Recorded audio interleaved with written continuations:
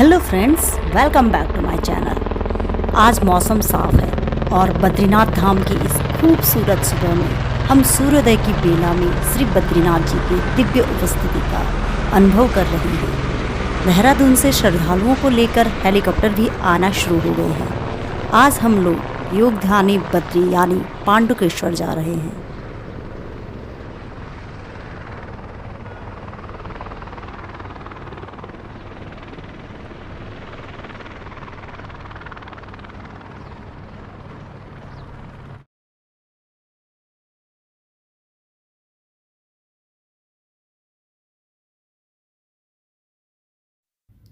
सुबह सुबह जब हम यात्रा शुरू कर रहे हैं तो स्थानीय इष्ट देव की डोली के दर्शन करके हम भी धन्य हो गए हैं।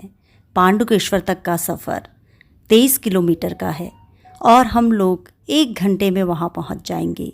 रास्ता बहुत सुंदर है। हाँ, गाड़ी चलाने वाले व्यक्ति को सतर्क रहने की ज़रूरत है।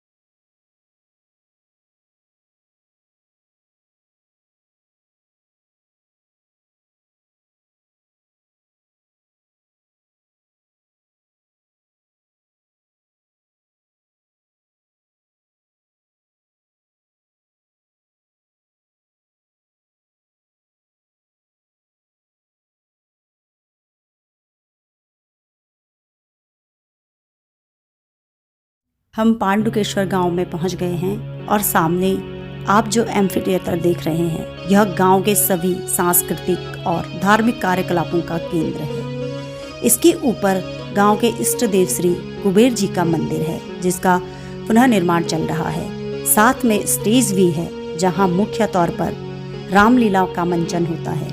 अब हम गांव के मध्य से होते हुए योग ध्यान बद्री मंदिर की तरफ जा रहे हैं।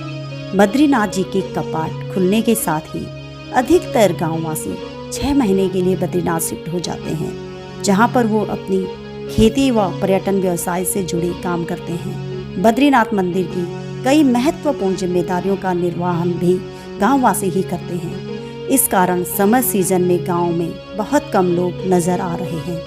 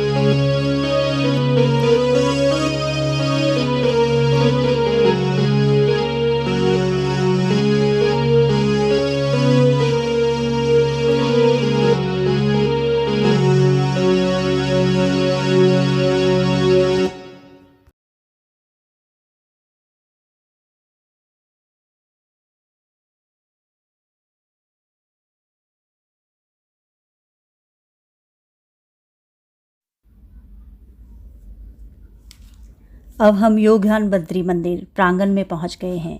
यह मंदिर अत्यंत ऐतिहासिक महत्व रखता है। ऐसी मान्यता है कि यहाँ पर पांडु ने तपस्या की थी।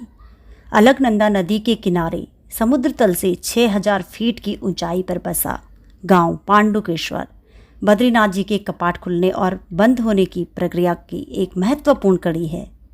मुख्य पुजारी रावल जी, उद्धव जी व कुबेर जी की डोली के साथ कपाट बंद होने पर यहाँ रात्रि विश्राम करते हैं और फिर जोशीमठ के लिए प्रस्थान करते हैं।